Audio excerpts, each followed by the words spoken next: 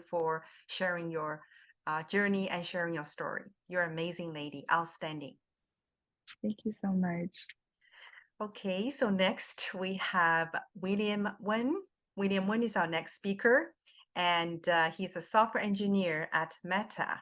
And she's also a Waterloo CS computer science graduate and previous co-op at an AI startups in self-driving like Uber, Wabi, and then there's AI automation Pantom, I think I call it. So he is a young software engineer working at on the PyTorch at Meta with a background in computer science and experience at AI startups. So I'm sure that you focus on your work in the field of deep learning, which is kind of the hot, I guess, the career, the jobs out there, and your journey in AI and your experience at both Meta and AI startups. I'm pretty sure the audience wanted to hear more about your journey, right? So please take away. The podium's yours, William. All right, thanks, Daniel. I'm gonna go share my screen. Thank you.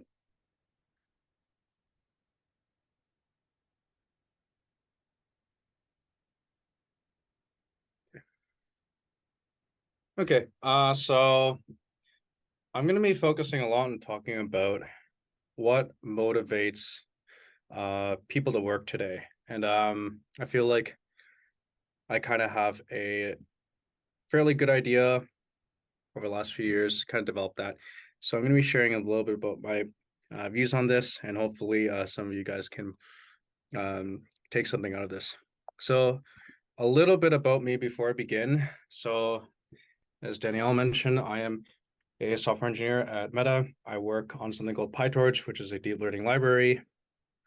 I specifically work on PyTorch 2.x, which is kind of the compiler stack. So this is kind of a technical thing, so I don't expect you to know too many details of what's going on.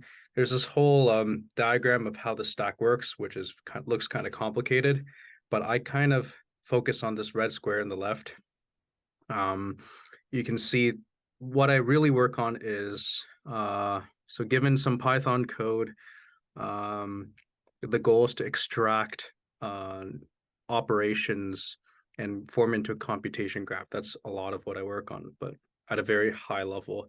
But that's not going to be the focus of my talk today. I'm going to be talking work motivation, so you can kind of ignore this. Some past experiences. I've worked on a bunch of AI startups, mainly work on AI infra, so not too much modeling, more on the infrastructure side. So as mentioned before, Wabi, which does autonomous trucks, Uber ATG, which was Uber's autonomous vehicle division before it got sold, and Petuum, they work on accessible AI. They're trying to make AI accessible to businesses that with simple machine learning use cases. Outside of work, I like to lift weights. I play piano a lot still. I do a lot of cooking, and I'm pretty involved with my church. Mm-hmm. So a big question that I want to ask you in this talk today is, why do you work? Why do you want to work? What pushes you to keep working? And I think this is a very important question because, as we'll see later on, this will impact a lot of other important factors of work that many people consider to be important. So here's some sample answers that I think cover most people.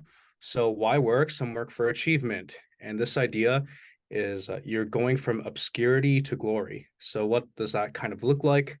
This could be climbing the ladder, becoming well-known, being involved in some kind of cutting edge research and so on. So, you know, climbing a ladder on the left, and you kind of see Mark Zuckerberg on the right, as a personal photo of him, by the way.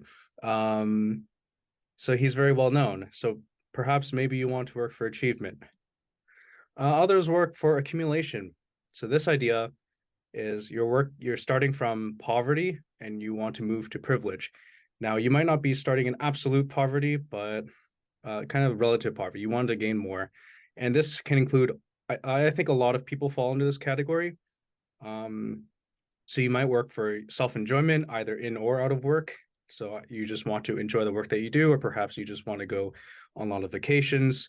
And you're gaining some, or maybe you're focusing on gaining something, or money, possessions, comfort, family, and so on. And some work for something called amelioration. So this word means improvement, essentially. I guess I chose these words because they all start with A, so that's nice. And this idea is going from dystopia to utopia. So something from a very dark world into something that is, a brighter, more perfect world. And the whole idea behind this is improving, like maybe you want to work because you want to improve the world, or you want to make a positive impact. And so there's some people that like to work because of this, and kind of feel like they work for a higher purpose than just for themselves. So what is my view on work? And I will say that my view on work is really heavily informed by my Reformed Christian faith. And I'll preface that a lot of the views that I will be expressing are my personal views, and they actually do not reflect the core of what I believe in, but rather they are the result of what I believe in. So it kind of starts like this. Man is designed to work. The idea is that work is good and can be enjoyable. So some people see work as something that's kind of the means to do the other things in life, and that work otherwise is dreadful. But I think that we are designed to work, and it can actually be a good thing. But unfortunately, because of the world's brokenness, work is not as good as it's supposed to be. It becomes toilsome, it becomes hard. Sometimes it's futile. We see this in our lives, such as crop failures in the agricultural world. And for maybe something closer that hits home, we have things like canceled projects, business going under. So even though we work and we can work hard, maybe sometimes our work doesn't result in anything, and it's really frustrating. And so as a result, it is good to work, meaning we don't want to be lazy and not work at all, but it's also futile. So I don't want it to be the most important thing in my life. So otherwise, don't be idle, don't be lazy, but don't make it an idol. Don't make it the first purpose of your life. And so what really motivates me to work? And the point I will be highlighting that is very informed by my faith is that I work to glorify God. And how exactly that works is that I am aiming to be a light, meaning a positive influence to those around me. And so why did I pick this motivation as something that pushes me to continue working? And why not the others? Why not accumulation? Why not amelioration? Why not achievement? And the reason why I choose this is because the others, they're fleeting, meaning that they're ultimately not satisfying. A lot of people that pursue these in the end, they may realize, why did I pursue these when I'm about to die? Is my life just going to end? Nothing's going to happen, or something else going to happen after I die? And then what's going to happen to everything that I've worked on? And also, they're not guaranteed, so they may not even be feasible. You might work hard your whole life trying to get achievement, but you're always unsuccessful and you end up in poverty. So why should you care about what motivates you to work?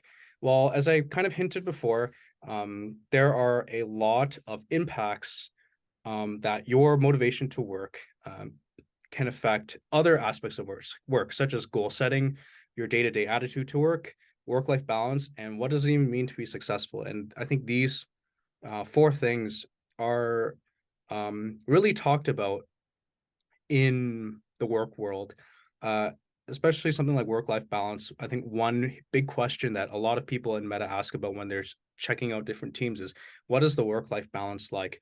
And I think for a lot of us, we don't really know what work-life balance means. We have an idea, but it's not really well defined, for example. And actually, your motivation to work actually defines what work-life balance is to you. So I think it's important to really realize, why am I really working? And then the other 4, you can determine how they look like for you. So, for example, let's look at goal setting. What does that look like? Does it mean getting promoted? Maybe it means you want to learn certain things. A very classic question is, where do you want to be in 5 or 10 years? So I'm going to talk about how my motivations, that is glorify God by being a light, how does this impact my goal setting? So my belief is that everything that happens is allowed by God and is intended for my good, even complete failures. And so the idea is that I just leave all of the long future stuff um, to Him, and then I just focus more on the present and on the immediate future. Uh, so what does this look like? I prefer setting the general direction rather than very specific goals. I've had experiences in the past where I set very, very specific goals and I failed to meet them because there are a lot of factors out of my control, and that only leads to disappointment and bitterness. And I find that this is not a good attitude to be going about life. The other one is to lower expectations, both what happens to you and what other people um, do to you as well. This is not like a looking down on people, but it's more of like a kind of a safeguard against disappointments. And the reality is there are way too many factors that are out of our control. We can take some degree of control. Like we can try really hard. You could study really hard. You could work really hard. But in the end, there are just a lot of things that are not in your control. And you can be really, really ambitious, but things might just never work out. And so I think that having something else as a safeguard can be much better than just your own hard work. Let's talk about day-to-day attitude. So examples, is work enjoyable, or is it just bearable, or is it dreadful? How do you treat your colleagues? Are you cynical? Are you suspicious of them? You don't trust them, or maybe you don't really care about them. You're apathetic towards them, or maybe you treat them in a friendly way. And also, how do you react to good and bad outcomes in and out of work? So how do my motivations impact my day-to-day attitude? Because my goal is to glorify God, I just naturally have a more positive attitude when working. And what does that look like? I have a desire to get to know my coworkers more, not just on what they work on, but on a more personal level. I want to see I want to see where I can help them personally as well. Right? I feel more resilient to bad outcomes because when something bad happens, I just trust that God is in control of everything, and so I don't have to worry about what I'm going to do next if something really bad happens. And even in good outcomes, I feel a lot less prideful because I understand that it's not mainly my work that has placed me where I am, but rather it is the work of God. And so even as I work here at Meta, and many people may say, wow, you've accomplished so much. I feel like really, in a sense, I don't deserve to be here. And this is not like imposter syndrome or anything. It's more of just there are so many things that are out of my control, such as like even getting an internship, which is kind of like there's a lot of, in a sense, randomness, you could say, in that process. And even like the fact that, I didn't get hit by layoffs, right? I joined just in time to not get laid off. Like a lot of that stuff was completely out of my control. And so I think instead of feeling bad about why I'm here, I feel more of a gratitude where like, wow, I'm so thankful that I can even be here in the first place. I have like a very unique opportunity to do the things that God wants me to do here. Work-life balance. So this is a huge question that a lot of people have. What does work-life balance even look like? Does that mean not opening your computer on evenings and weekends? Does it mean you have success, whatever that means, outside of work? Does that mean your thoughts are not dominated by work, especially when you're not at work? So my definition, and I think this is a pretty good definition, I would say that work-life balance is when work doesn't get in the way of our life goals and our callings, meaning obligations. So goals and callings. So goals are things that you want to do in your life, and callings are things that you need to do in your life. These are different per person, and that means that work-life balance looks different per person. Now, this might be a little bit different from other definitions because I don't necessarily separate work and life completely, because it may be a goal of yours or it may be a calling of yours to work, but that has to be balanced with all your other life goals and callings. And so that's why I prefer this definition where work doesn't get in the way. It doesn't mean that work is completely separated from the rest of your life. It just means it doesn't get in the way. So how do my motivations impact my work-life balance? And so that really means, what are my life goals and my callings? And for me, if I were to summarize them, it would be to live life for God, it would be to love and care for those around me. And so if you notice, the motivation to work and my life goals and callings are very aligned, which naturally leads to good work-life balance, right? I work in order to, glorify God. And then that's also my life goal. And so these two kind of go hand in hand, which means I have good work-life balance because work just doesn't get in the way of my life goals and my callings. The last point, the definition of success. What does it mean to be successful? A lot of our parents, Asian parents, want us to be successful. What does that really mean? Does that mean you have a lot of money? Does that mean you become a senior engineer or you become a senior manager? Does that mean you find a successful startup? Does that mean you have a happy family?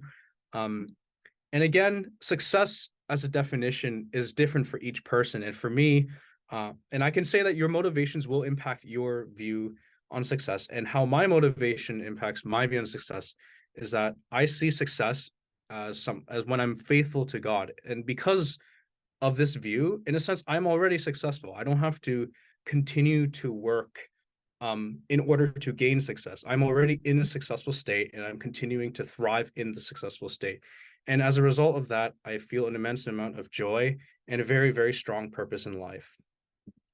So as a summary of what I just said, determine why you really want to work. A lot of us, I feel, it's just your parents tell you work, or you just want to make a lot of money, or maybe you want the money for perhaps something that's arguably good, such as you want to support your family or so on. But it is really important to determine why you want to work. And the reason for that is because it will impact how you view many, many other work-related things. And in particular, in this slide, I kind of went over goals, attitudes, work-life balance, and success. And then I provided examples from my own life on how my motivations to work impacted the other aspects of my work. And yeah, that's all I have to share today.